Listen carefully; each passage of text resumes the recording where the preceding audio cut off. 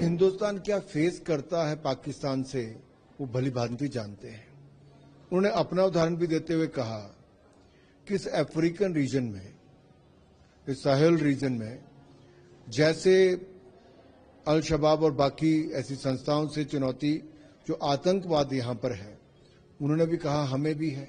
South के जो देश हैं, भारत और अन्य ऐसे देश, इथियोपिया और अन्य देश, इन सबको एकजुट होना चाहिए।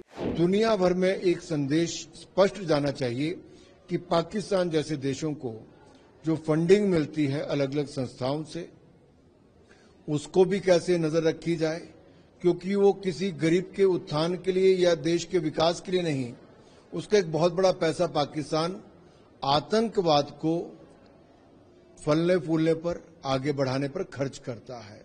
इथियोपिया के पूर्व प्रधानमंत्री मरियम जी से बहुत अच्छी बैठक हुई और उसमें जो मुद्दे उभर कर आए वो साफ दिखता था कि ये चुनौती जो भारत को पाकिस्तान द्वारा स्पॉन्सर्ड, प्रायोजित जो आतंकवाद है, उससे ये भारत को एक बड़ी चुनौती भी है। कई वर्षों से हजारों लोगों की जानें भी गई हैं और पूर्व प्रधानमंत्री जी का हिंदुस्तान में पढ़ाई भी हुई है।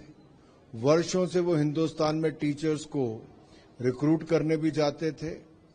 इसलिए हिंदुस्तान क्या फेस करता है पाकिस्तान से वो भली भांति जानते हैं।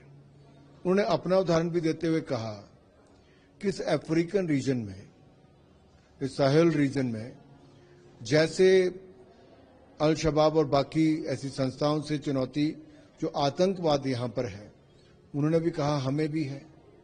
तो कहीं ना कहीं साउथ के जो देश हैं, भारत और अन्य ऐसे देश, इथियोपिया और अन्य देश, इन सबको एकजुट होना चाहिए, एक स्वर में बात करनी चाहिए और टेररिज्म के मुद्दे पर दुनिया भर में एक संदेश स्पष्ट जाना चाहिए कि पाकिस्तान जैसे देशों को जो फंडिंग मिलती है अलग अलग संस्थाओं से, उसको भी कैसे नजर रखी जाए, क्योंकि वो किसी गरीब के उत्थान के लिए या देश के विकास के लिए नहीं, उसका एक बहुत बड़ा पैसा पाकिस्तान आतंकवाद को फलने फूलने पर, आगे बढ़ाने पर खर्च करता है। और एक नहीं अनेक ऐसे उदाहरण सामने आए जहां पाकिस्तान के 52 इंडिविजुअल और एंटिटीज, ऐसी संस्थाओं और व्यक्तियों के नाम हैं जो आतंकवाद से सीधे जुड़े हैं, जो यूनाइटेड नेशन सिक्योरिटी काउंसिल की लिस्ट में आते हैं। और पाकिस्तान में जो आतंकवादियों को, उनके शरीरों को पाकिस्तान के झंडे में बांधकर दफनाने का काम किया गया, इससे पाकिस्तान का चेहरा और बेनकाब हुआ है।